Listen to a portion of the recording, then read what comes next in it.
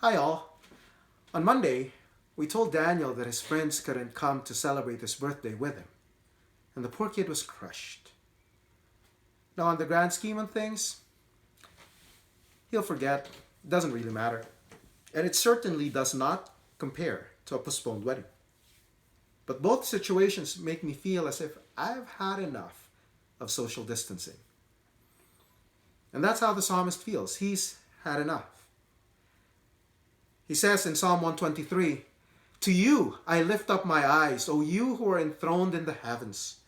Behold, as the eyes of servants look to the hand of their master, as the eyes of a maidservant to the hand of her mistress, so our eyes look to the Lord our God till he has mercy upon us.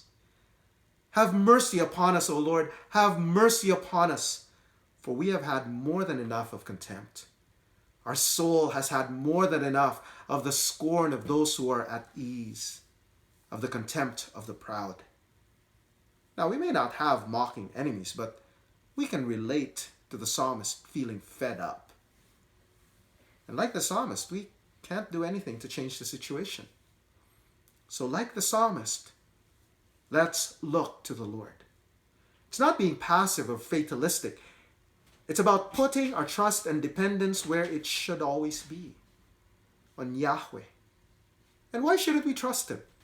He is, after all, the one enthroned in the heavens. That phrase communicates God's sovereign power and control.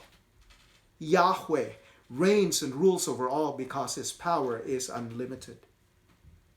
Moreover, our trust must be in God because he is in sovereign control over all events, including this crisis. We get frustrated because we want to be in control. That's why we panic buy and hoard toilet paper, isn't it? In our pride, we think we're on top of things and we determine our future. The reality is that our control over our circumstances is an illusion. But we cherish the illusion because it makes us think we don't need God, or somehow we're equal partners with God. We don't like to acknowledge who we really are. God's creatures, totally dependent on him for everything. And that's why this crisis is so difficult. It's humbling us. And that's why the psalmist compares his prayer to slaves depending on their master. Note that in this passage, servant refers to slaves. And the second image of a female slave looking to her mistress emphasizes the posture of humble dependence we all should have. The psalmist acknowledges that we belong to God to do with as he pleases. God owes us nothing. We don't call the shots and we don't have the ability to coerce his action. We can't manipulate him into giving us what we want. He is our master, the ruler of the universe who is working out his purposes in the world. And apart from him, we have no other help. So the psalmist looks to God for mercy. He recognizes that he deserves no favors. And when we come to God, we're seeking what we do not deserve. We don't have the right to make demands. We have nothing to offer. We cannot bargain with him. We can only cast ourselves on his character, knowing that nothing could compel him to act favorably on our behalf. Now, the notion of being a slave without any rights or leverage is disconcerting, particularly when God is described as being enthroned in the heavens. It can give the impression that God is unmoved by our distress or that we're beneath his notice. Thankfully, that is not all that the text says about God. See, we have every reason to embrace our status as God's bondservants because he is Yahweh, our God. He is indeed transcendent, but he is also our covenant Lord who has graciously pledged himself to us. According to Deuteronomy 7:7, God's steadfast love for his people is based solely on his determination to love them, unworthy though they may be. And we see this in the history of Israel. God proved his love by delivering them from Egypt, taking them through the wilderness, giving them the land of Canaan, protecting them from their oppressors, even though they were not faithful to their covenant obligations.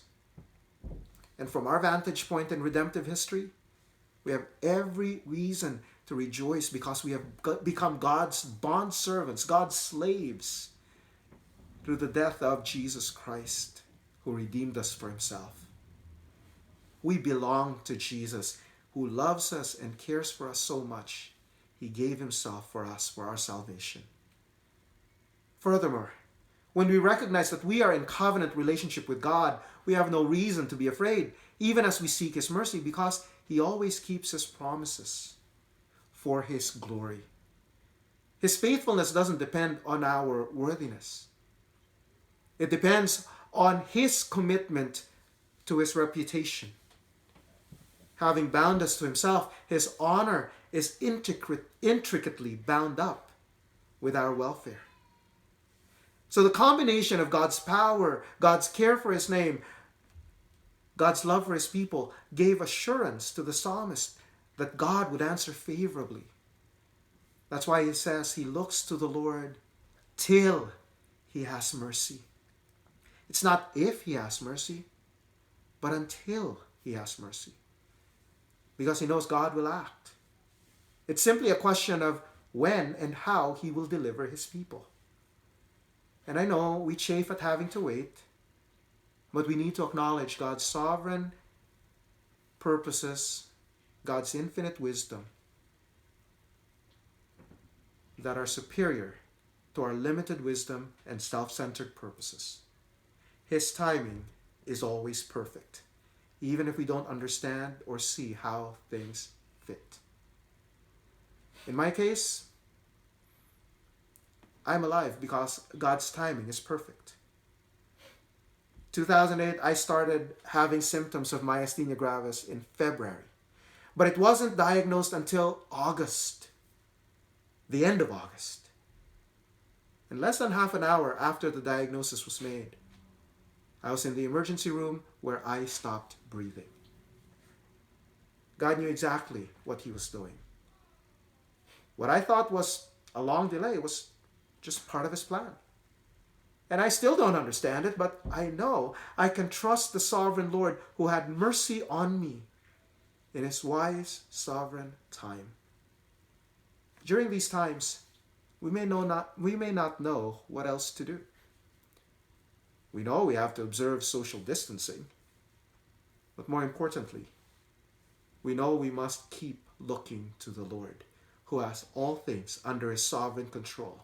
We must wait for his gracious action on our behalf, confident as we wait, because he has already shown us the greatest mercy of all. He has forgiven our sins and adopted us as his children through Jesus Christ. Will he not then do what is best for us? I'll see you tomorrow, Lord willing. And in the meantime, keep your eyes focused on Jesus.